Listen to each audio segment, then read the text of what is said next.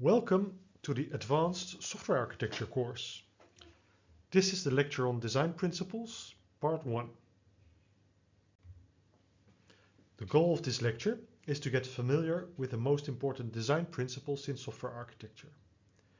You will learn to distinguish between good design solutions and recognize and avoid bad design decisions.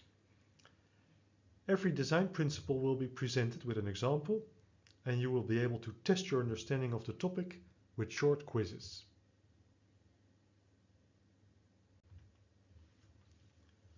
Software design is the process of implementing software solutions to one or more problems. During software design, engineers should follow established design principles.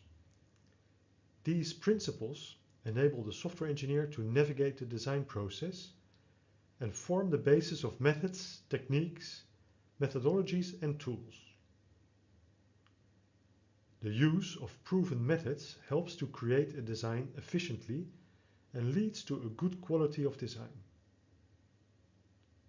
There are several important key principles that should be used in all phases of software development. These principles will be covered in this lecture.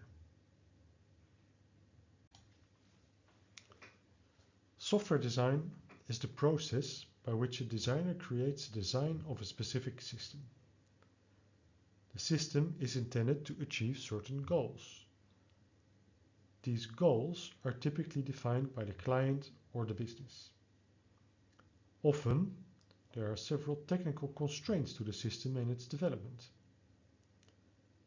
An example of a technical constraint could be that the system should work on some given operating system. An example of a development constraint is that it should be possible to develop the system within some budget or schedule. In modern software development, there are many options for using existing components, such as libraries or framework. Software design usually includes both low-level component and algorithm design and high-level architecture design.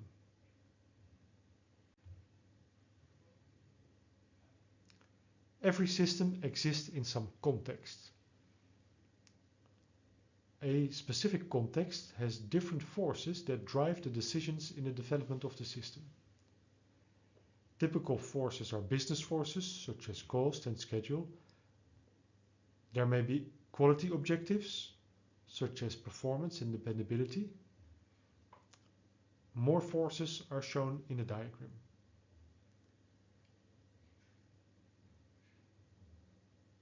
It is common that some of these forces work in opposing directions. For example, security and performance. Achieving a high level of security typically requires more computations and hence slows down performance.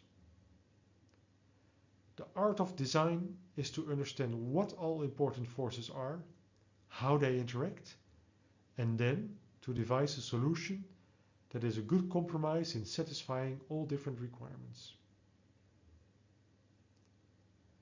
When one creates a system without taking these forces and qualities into consideration, it may become very difficult and costly, if at all possible, to add these to the system in later stages of development. Hence, an initial investment in creating a good design pays off in later stages of development and maintenance of the system.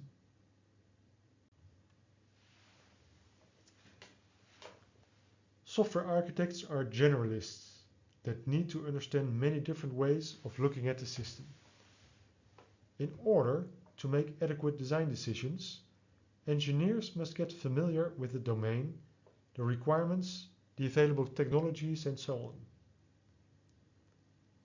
Let's look at the simple design approach presented in this figure.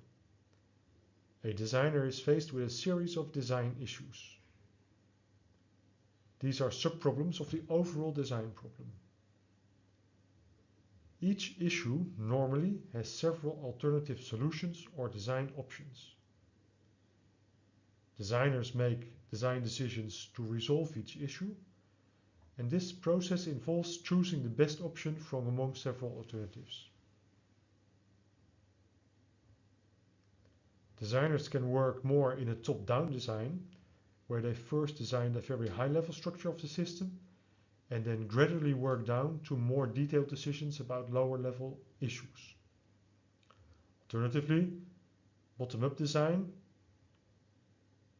is possible, and there designers start with decisions about low-level issues and later work their way into assembling issues into creating a high-level design.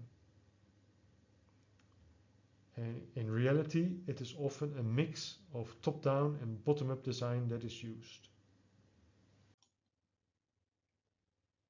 A design process is a series of steps by which a designer creates a design of a specific software system. As part of the design process, the designer identifies the possible set of requirements and their mutual relations. This is called the requirement space. The requirements focus on what the system should do. In parallel, the designer identifies the possible solution mechanisms and the way they can fit together. This forms the solution space. The solution space defines how the system will work. This separate but concurrent development of requirements and architecture is named the Twin Peaks process. Progressive understanding of architecture and design on the one hand provides a basis for discovering further requirements on the other hand, and vice versa.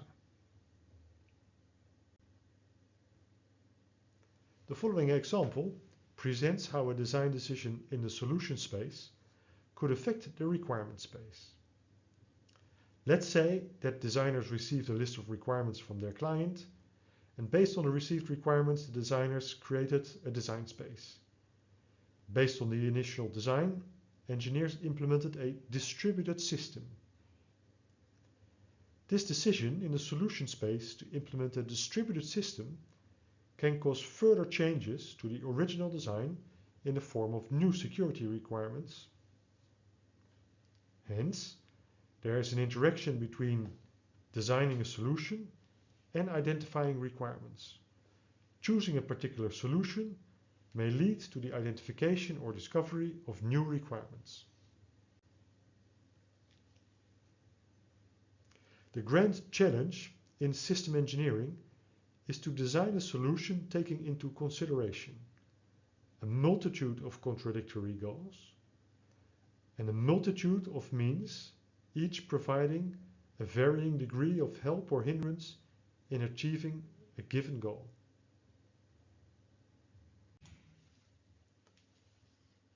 This is the summary of this lecture.